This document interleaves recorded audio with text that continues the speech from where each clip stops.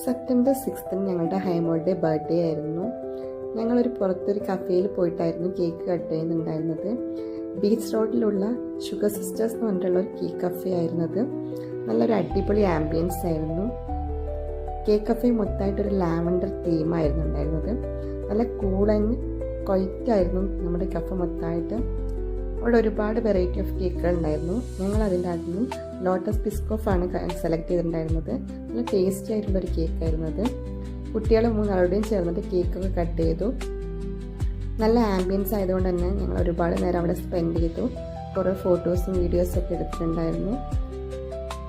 നല്ലൊരു ഡേ ആയിരുന്നു.